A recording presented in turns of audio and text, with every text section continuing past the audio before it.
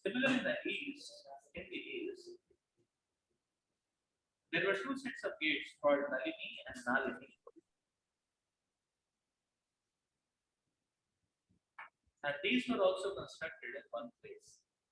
Through these gates, a king accompanied by a friend named Avaduta used to go to the city of Saurabha. What is the city of Saurabha? Well, the two gates called Nalini and Nalini are the two nostrils. The living entity enjoys these two gates with the help of different Avadutas or airs, which constitute the breathing process.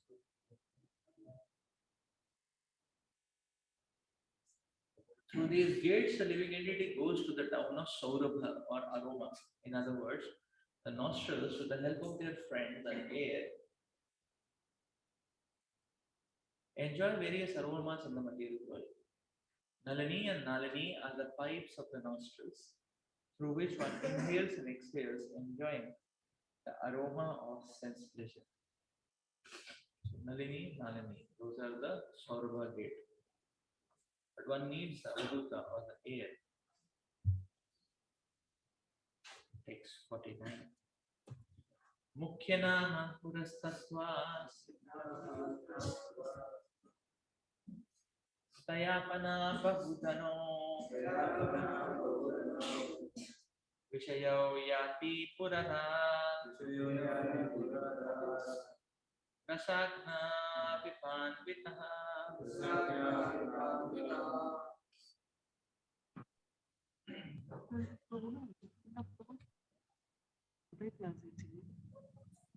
The fifth gate, situated on the eastern side, was named Mukhya, or the chief. Through this gate, accompanied by his friends, namely Rasagna and Vipana, he used to visit two places named Bahudana and Apana.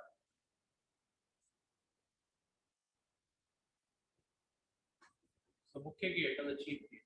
Through this gate, so accompanied by his friends Rasagna and Vipana, two places he used to visit, Bahudana and Apana. The mouth is here described as the chief, or the most important key. The mouth is a very important entrance because one has two functions. Conduct with the mouth. One function is eating. So, and eating is done with the friend Rasagna. Rasagna is the tongue, which can taste so many different types of foods.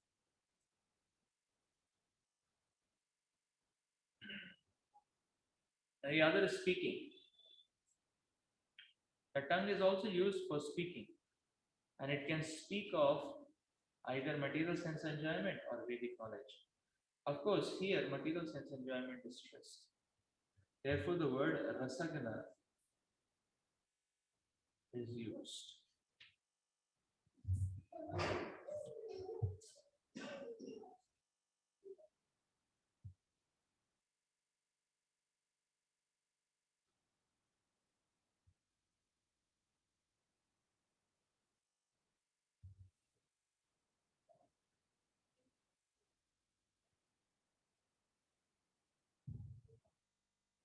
So, who is Vipana? Rasagna is a tongue with which we eat. No, the friend is called as Vipana. So we speak with what? No, the tongue is also used for speaking. Yeah, the tongue is also used for speaking. So Vipana is also the tongue, right? Yeah, it's not clearly mentioned, but then so by that we go to so Bahudana may be representing eating aspect, and Apana may be representing the speaking aspect. Yeah, there is something given in what will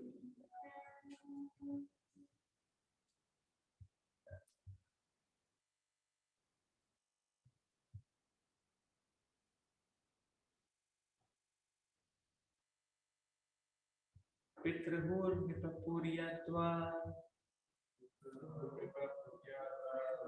Dakshinena Puranjanaha Rashtam Dakshina Panchalam Yati Shrutadharanvitaha.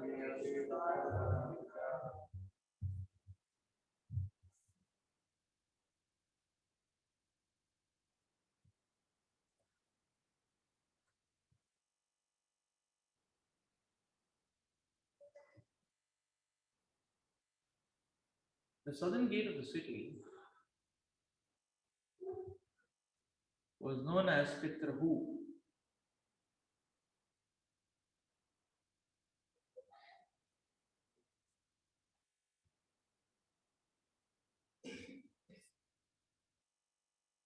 And through that gate, King Puranjana used to visit the city called Dakshin Panchala, accompanied by his friend Shrutadhara.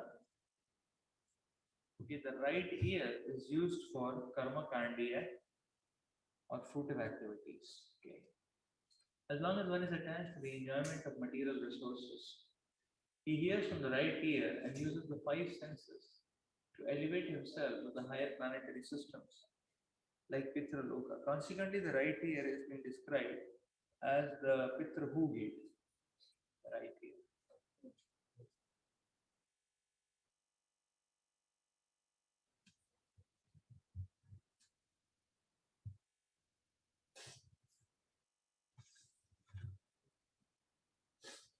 Devahurnaha Puriyatva Uttarena Puranjana Rashram Uttara Panchalam Yati Shutadharanvitaha. On the northern side was a gate named Devahu. Through that gate, King Puranjana used to go with his friend Shudadhara to the place known as Uttar Panchal, Dakshin Panchal and Uttar Panchal. The two ears are situated on the northern side and the southern side. The ear on the southern side is very strong and is always anxious to hear about strength and enjoyments. The ear on the northern side, however, is used for taking initiation from the spiritual master and for gaining promotion to the spiritual sky. The right ear or the ear on the southern side is called Pitrahu, which indicates that it is used for attaining the higher planetary systems known as Pitraloka. The left ear, which is known as Devahu, is utilized for hearing about even higher planets, such as Maharloka, Tapaloka, Dhamaloka.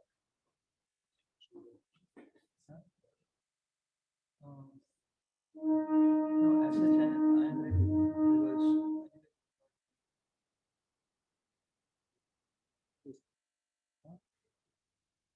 who wants to?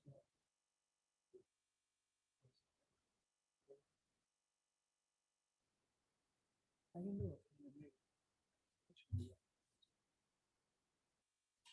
Anyway, by the time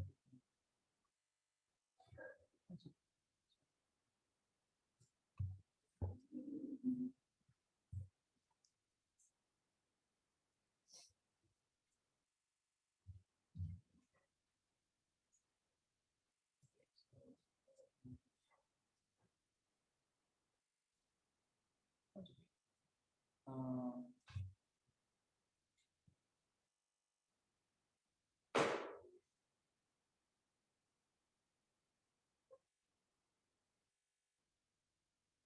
yeah, so Devahu.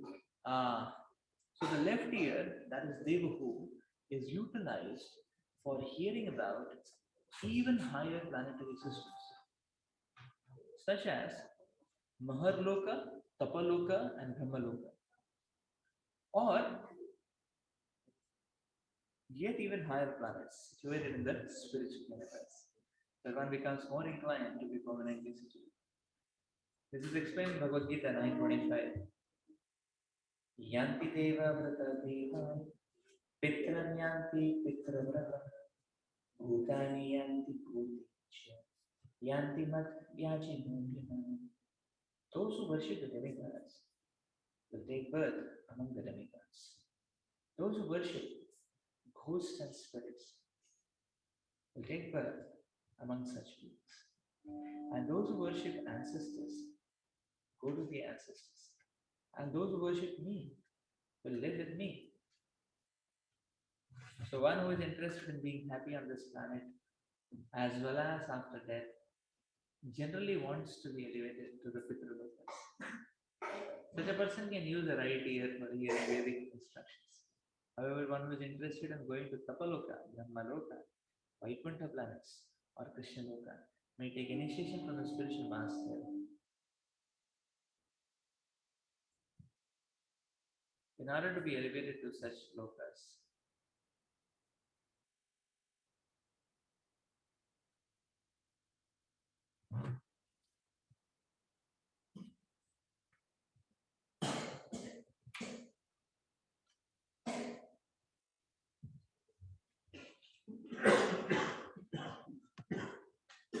So Srila Prabhupada explains here the right ear being very strong is very eager for sense enjoyment.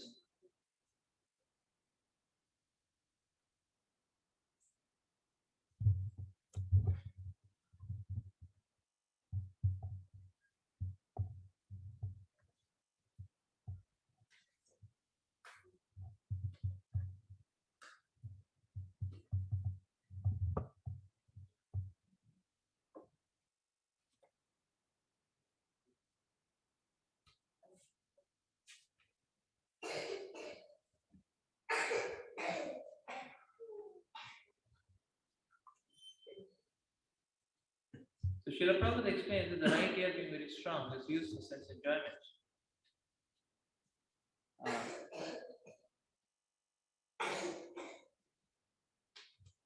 And therefore one may like to hear the Karma Kandi, that's what's called Pitrahu. At the left ear, one can go higher even to the spiritual plane if one receives initiation from the left ear. Actually, both ears will be used for the same. You don't want to give any scope or leave a loophole. 652. Asurina Bhapashyadvas Dayayati Puranjana Gramakam Nama Vishyam Durmadena Samantitaha.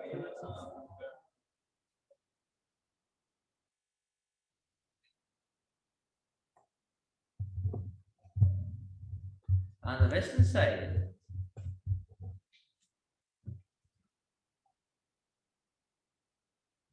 was a gate named Asuri.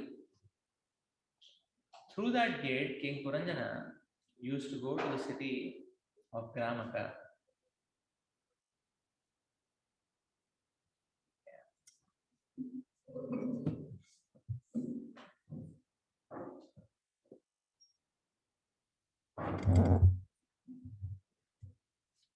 Accompanied by his friend Durmada.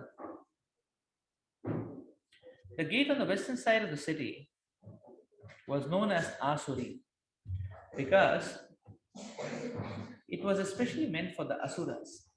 The word Asura refers to those who are interested in sense gratification, specifically in sex life, to which they are overly attached.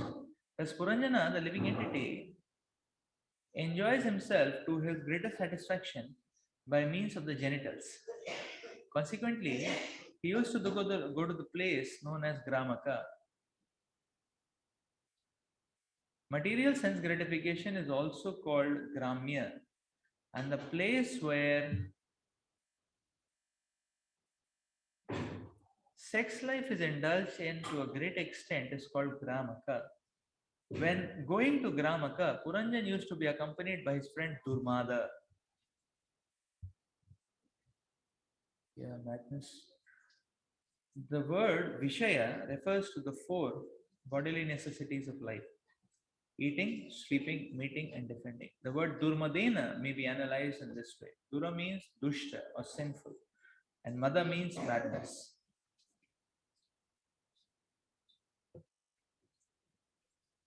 Every living entity who is in contact with material nature is called Mada or mad. It is said, Pishachi Paileyena Mati Channahaya Mayagra Sujivera Hayase Bhava Udaya. When a person is haunted, he becomes practically insane. When one is in an insane condition, he speaks all kinds of nonsense. Thus, to become engaged in sense gratification, One has to accept a friend who is Durmada, badly affected by material disease.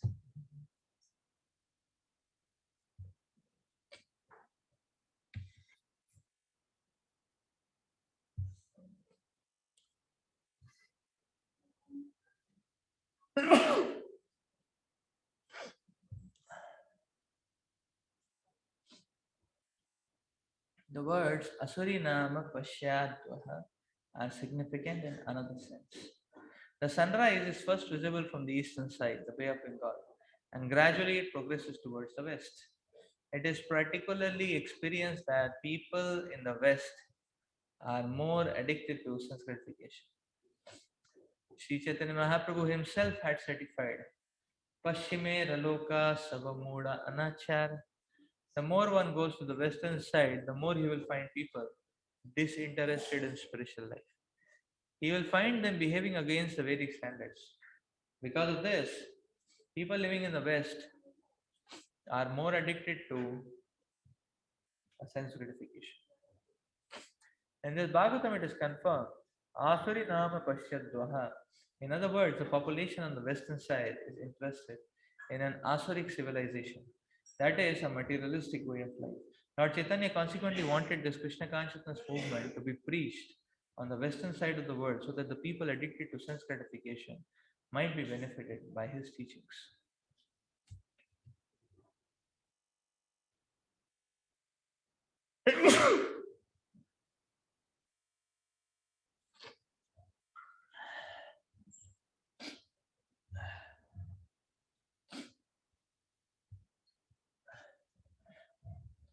So here we are hearing about the gates on the western side. And right from the beginning, Narada is describing these gates are Asuric gates and demoniac tendencies.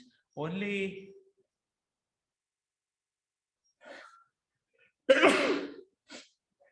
these gates only support feeding of demoniac tendencies. That's all.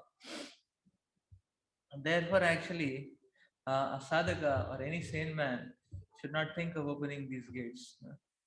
Uh, just like in horror movies, they have this bad atma or something horror. They lock it in the door, so gate is locked. Don't open that gate. That bhoot will come and catch. So that bhoot is actually Durmadena. Durmadena is not different. Uh, is like a ghost actually. Because you see, sense gratification is not only very painful, sense gratification is quite blind. Many times, sense gratification is illogical also. Especially this sex gratification, which is being explained, it's quite illogical. It's quite insane. It's quite blind. So that's what is Durmadena, beyond all logic, beyond all sanity, beyond all sensitivity. You know, uh, that's where it goes to, and unless one gets that kind of uh, you know that's why it's not bad to describe it as a ghost. The person is haunted, he's not understanding, he has no sanity, he has no sense, he has no sensitivity, he has no logic, he has no limits. Person can degrade to any extent, and person does degrade to any extent. That is Durmadena. So that kind of madness, therefore the the utility of these gates is you better lock it up. huh? That should be the only utility of these gates actually. One should not think of going out to these Asuric territories and terrains. uh, that's the point, yes.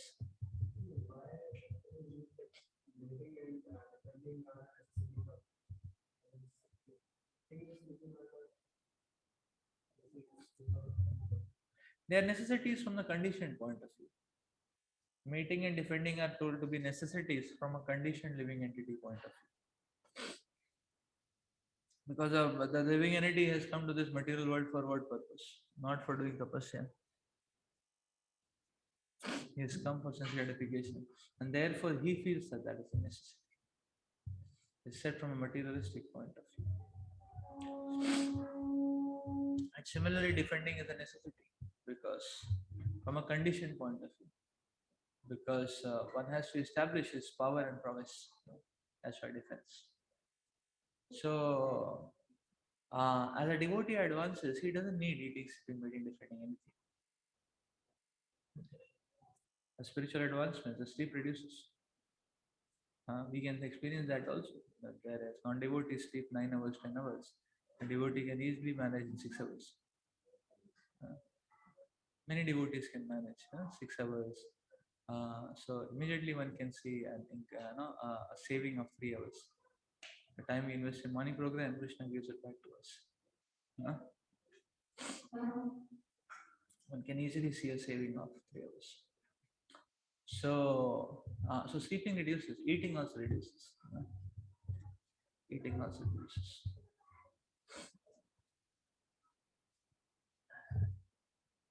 Automatically. So one may not need the eating energy. Why? Because the raw material energy, because one drives the spiritual energy. Actually, the Prabhupada reduces eating, in the last months very drastically. The Prabhupada said eating is, eating is gone, eating is gone. So I am, moving towards, liberation. Prabhupada would say that, I am moving towards. Prabhupada is already liberated that way. Yes, but a Goswami he conquers over eating, sleeping, mating, defending everything.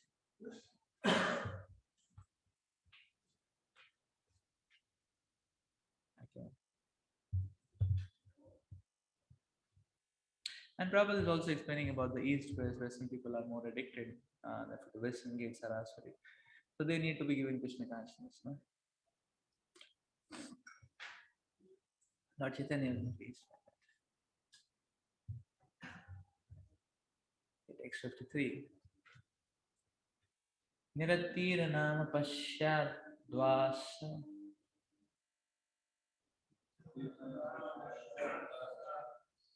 taya yati puranjanaha vaishasam nama vichayam lubdhakena samanvitaha. Another gate on the western side was known as Niritti. Puranjana used to go through this gate to the place known as Vaishasha, accompanied by his friend Lubdhaka. So this is a reference to rectum. The rectum is situated, supposed to be situated on the western side of the eyes, the nose, and ears. This gate is especially meant for death. When an ordinary living entity abandons his present body, he passes through the rectum, very abominable. It is therefore very painful. When one is called by nature to evacuate, one also experiences pain. The friend of the living entity who accompanies him through this gate is called Lubdhaka, which means greed. Due to our greed, we eat unnecessarily, and such gluttony causes pain at the time of evacuation. The conclusion is that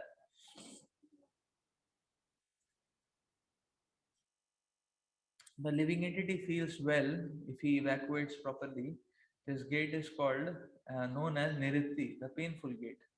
Oh, it's a painful gate, and greed is the factor, for driving there.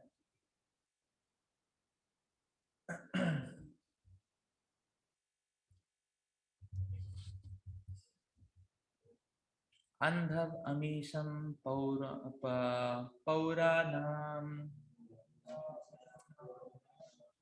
Nirvak Peshashkritav Ubhau Akshanavatam Adipati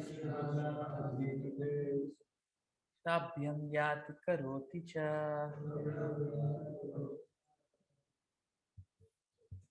Of the many inhabitants of this city, there are two persons named Nirvak and Peshashkrit. Although King Puranjana was the ruler of the citizens who possessed eyes,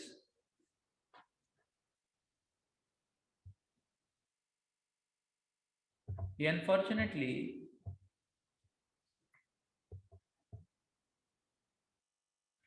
used to associate with these blind men.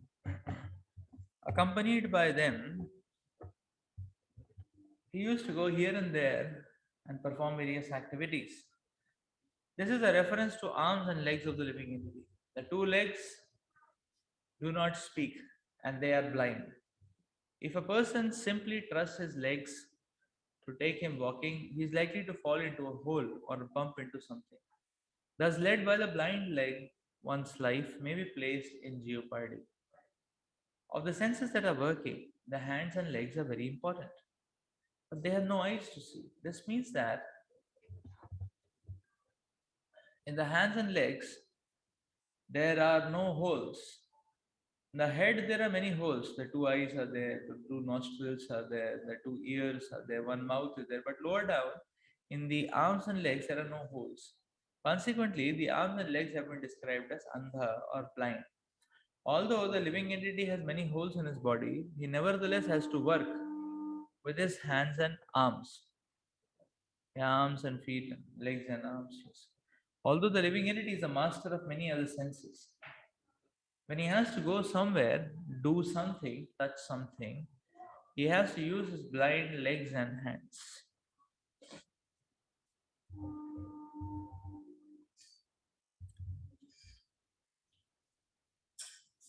So the arms and legs are not described as blind companions, and so so moving, touching, grabbing, all that is done with this arms and legs. Uh, therefore,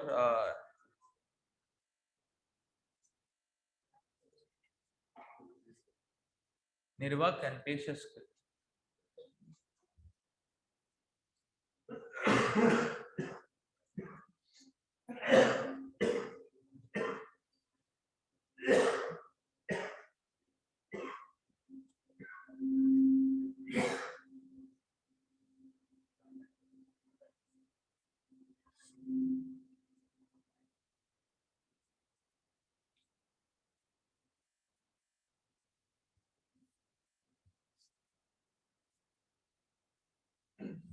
Text 55. सयारहि अन्तःपुरागतो विशोचिना समान्वितः मोहं प्रसादं हर्षं वा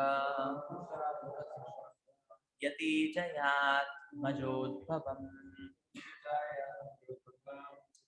Sometimes he used to go to his private home with one of his chief servants, the mind, which was named Vishuchina. At that time,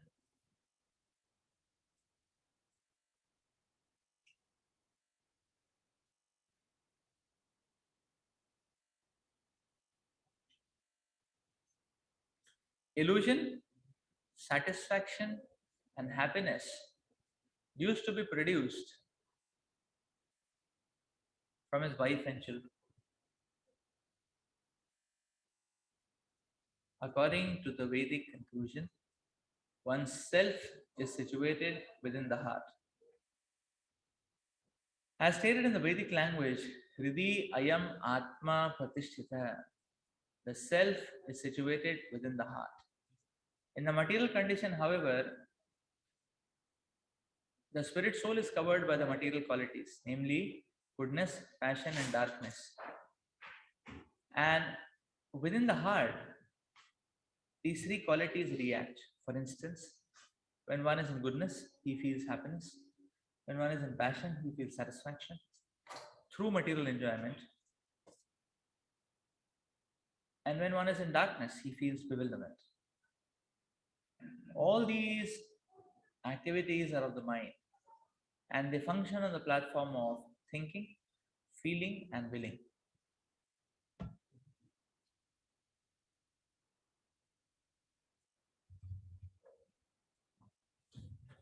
When the living entity is encircled by wife, children, and home,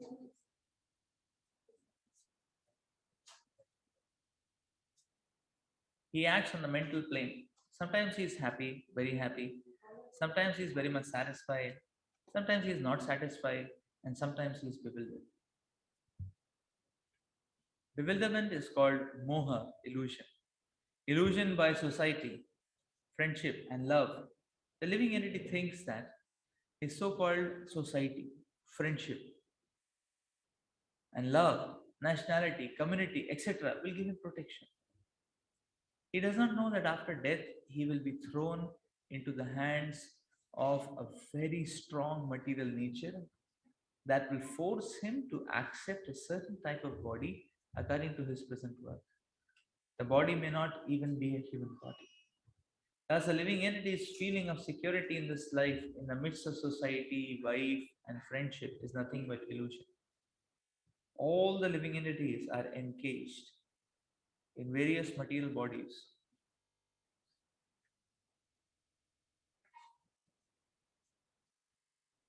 are illusioned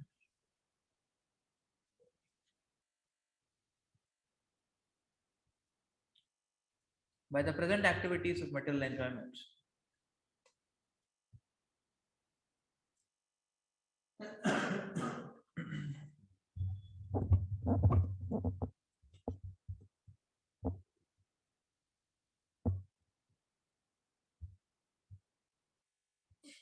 They forget the real business, which is to go back home, back to Bharat.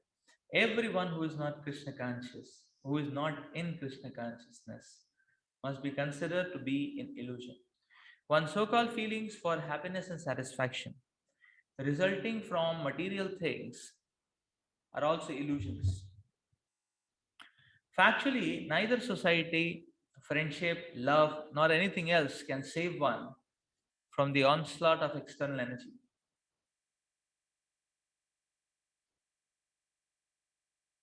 which is symptomized by birth, death, old age, and disease. To get even one living entity out of the illusory condition is very difficult. Therefore, Lord Krishna says in Bhagavad Gita 7:14, Daivi esha gunamayi mama maya duratteya mama eva ye prapadyante maya metam tarantite. This divine energy of mind, consisting of the three modes of nature, is very difficult to overcome. But those who have surrendered unto me can easily cross beyond it.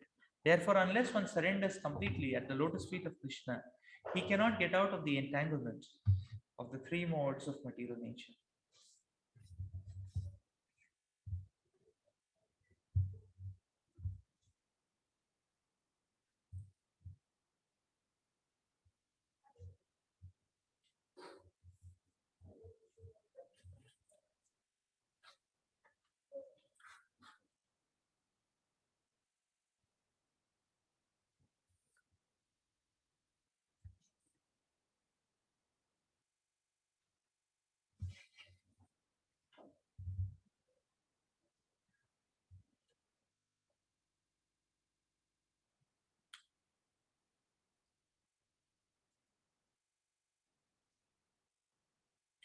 So, this mind, the servant of mind, uh, it is said, uh, so Srinath Muni is explaining that accompanied by mind, one is going into his private home.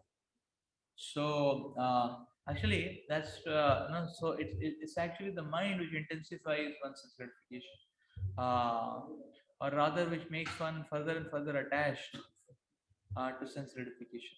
Therefore, it is said accompanied by the mind, the Puranjan is going towards his private home, where he will enjoy much more and get much more entangled in that sense, or the private home of illusion.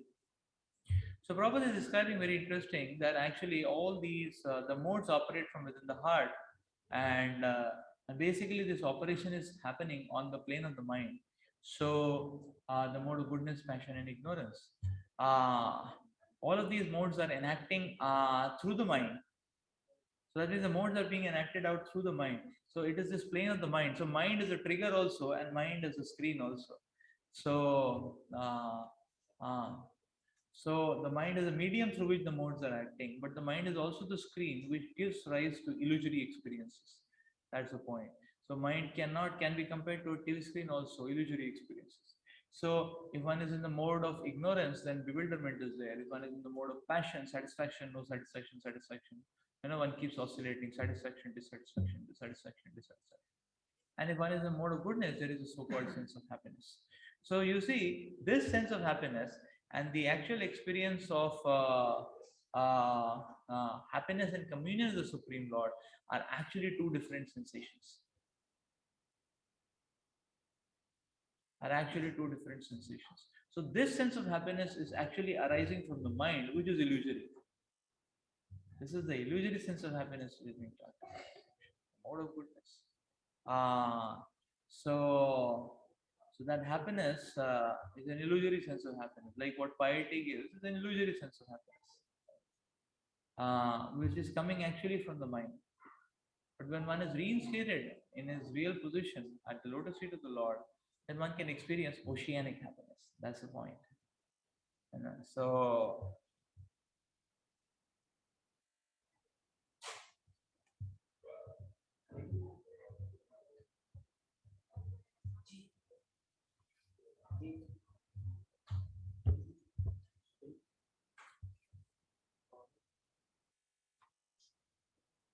So you see moods, so-called sense of satisfaction. Okay, we're feeling satisfied, feeling so-called happy, everything seeming to be okay. See, all these are mental shoots, nothing else. These are all mental shoots. Therefore, a sadhaka should not base on it. And that is why you see our acharyas are given a full proof pleasure. That whether we like it or not, we should act for Krishna's enjoyment. So what is seva? Even if I don't like to do it, but if Krishna likes it, I will do it. So you see, then we can be saved from the menace of the mind. Because the so-called sense of satisfaction and happiness is all mental. There is no substantiality in it, as is being described here. Very beautiful.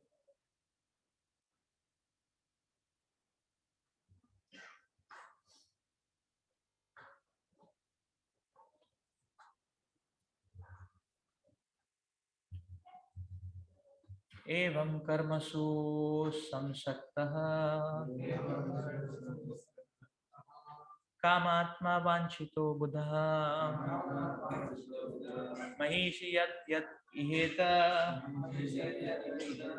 तत्तत् वर्तता.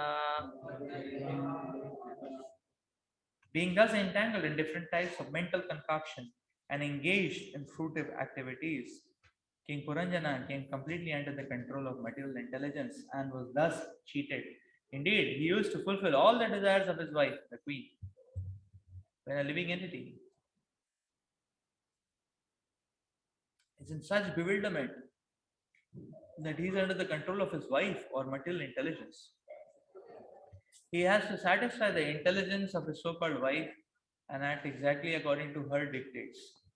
Various Shastras advise that for material convenience, one should keep his wife always satisfied by giving her ornaments and following her instructions. In this way, there will be no trouble in family life. Therefore, for one's own social benefit, one is advised to keep his wife satisfied. In this way, when one becomes servant of his wife, he must act according to the desires of his wife.